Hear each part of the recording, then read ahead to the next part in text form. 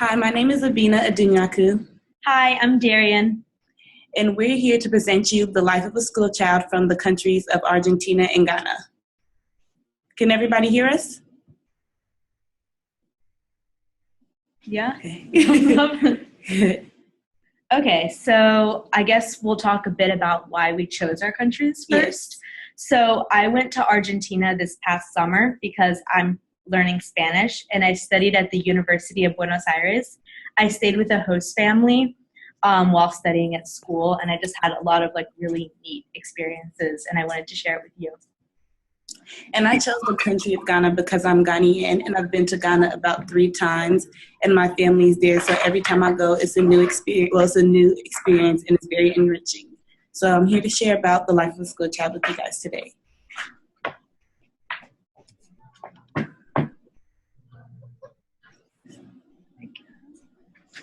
Are you doing the screen share?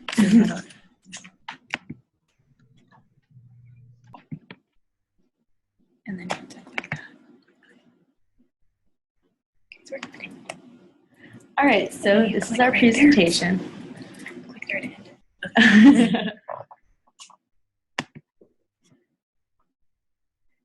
So first we're going to talk a little bit about the style of an education system. We know here in the U.S. we usually have elementary, middle, high school, and then college, but it's different in various countries.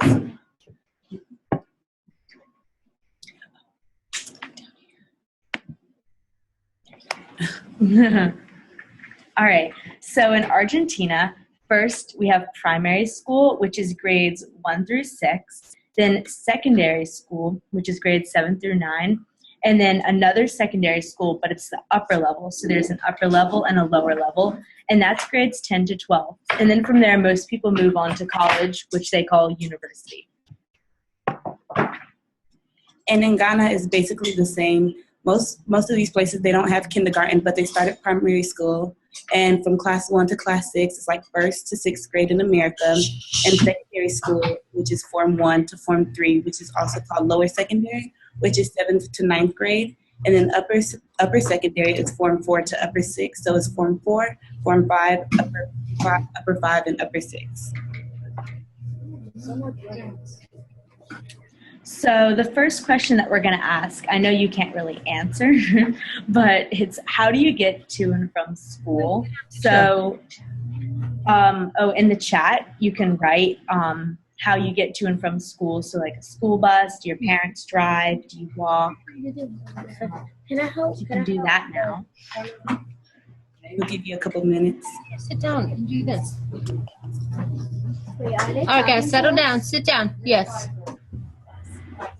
Okay, so the most popular answer is bus or car. Bus and car. Oh, very nice. All right. So in Argentina, most students actually take public transportation. The most common forms of public transportation are the subte, which is the image, the yellow image right there. It's kind of like a subway here. And the other one is a bonde or a colectivo, which is like a public bus. In Ghana, there's no public school bus system, so people have to find their own way to school. So some people walk, or some people have to get a driver, or some people carpool with friends. But it just depends also on what type of school you go to. There's both. There's boarding schools and there's public schools. So that's pretty different from the U.S. All right, so the second question we're going to ask is, what time does your school start and end? You can go ahead and write that in the chat.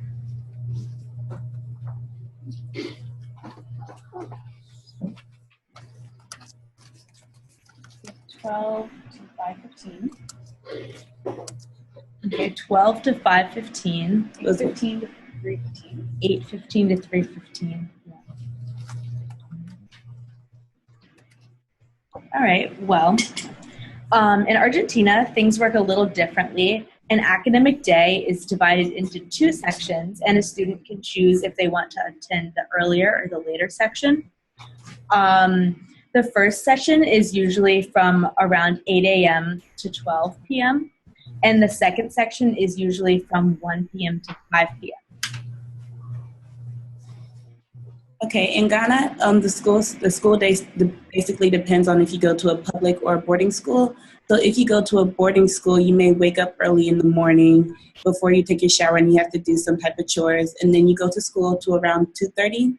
But then other private schools, which are day-to-day schools, they operate on a British system from 8 a.m. to 3 p.m. And they don't do chores like the boarding schools.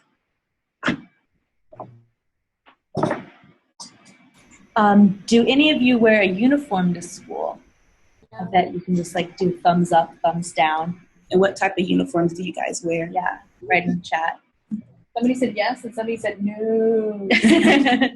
So yes and enthusiastic no. All right, so Can you next responses. Somebody wrote navy or white tops. Okay, so certain parts of you. So white tops, All maybe right. khaki bottoms. Can they hear us or see us? So it's kind of similar in Argentina for whoever said white tops. Did they hear? There's both public and private schools.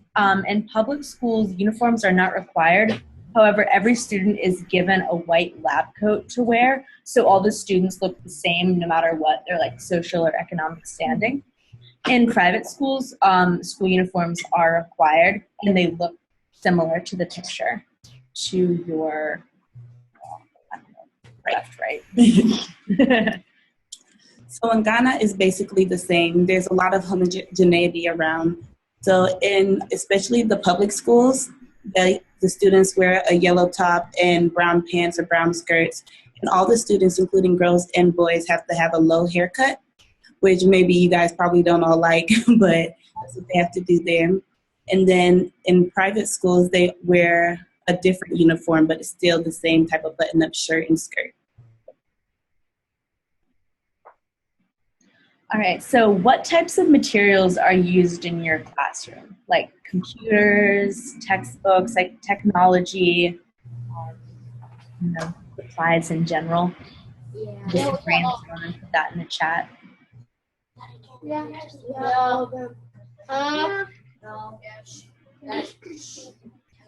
Computer, projector, paper, pencil, binder, phones. All right, so lots of technology, phones, computers, projectors, those are pretty common. Smart boards, I know most of my schools have those. So in Argentina, computers are more widely available in private schools than public schools just because of funding.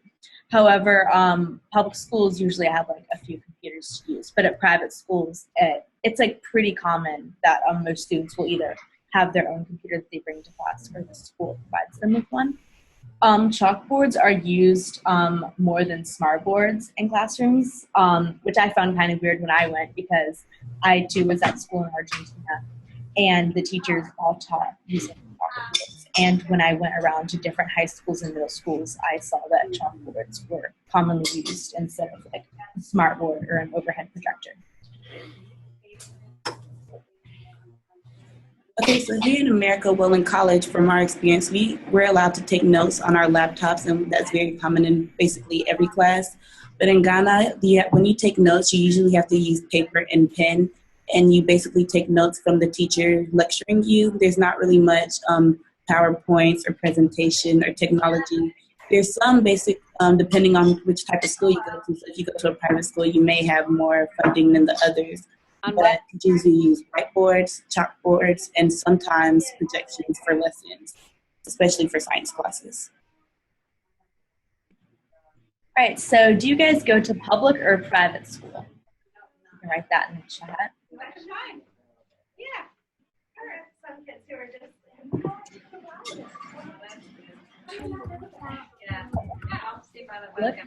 Thank you so much. Yep.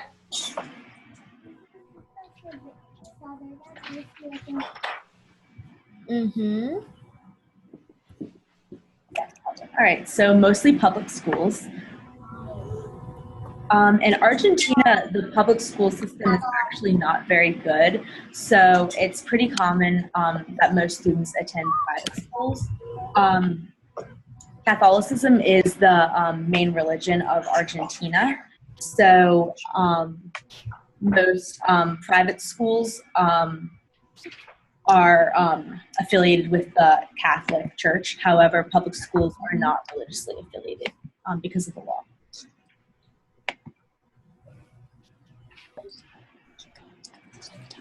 Oh, sorry.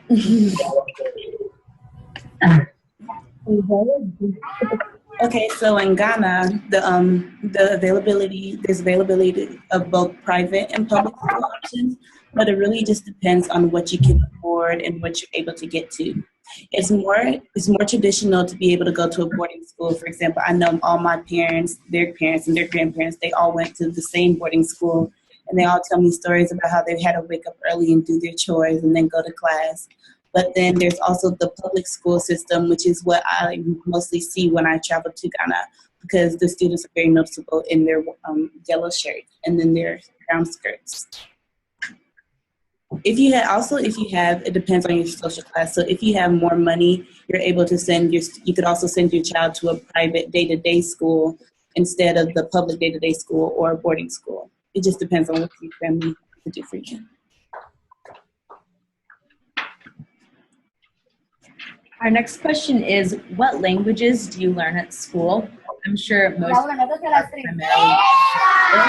However, if you're learning like a special language or are in a language class, what type of languages do you learn at school? You can write that in the chat. Spanish. Spanish, Chinese, Spanish. English, Spanish and Chinese. Pretty cool. All right. Okay, so in Argentina, where Spanish is the language that is primarily used in the classroom. However, English is taught as a second language since elementary school. So most Argentines that I talked to when I was in Argentina were fluent in English. And in private schools, learning a third language is encouraged. A lot of people learn French. So they're basically fluent in Spanish and English. And usually, most people that I talked to in private school knew a decent amount of French as well. In Ghana, French is also a language that is taught in school, but English is the instructional language in both private and public schools, although Tree, which is a widely spoken Ghanaian language, is still spoken some, but not formally. Spanish is also a language that people are now available to take. I know from my parents' generation, they were only really allowed to take French, but I know that nowadays both French and Spanish is offered.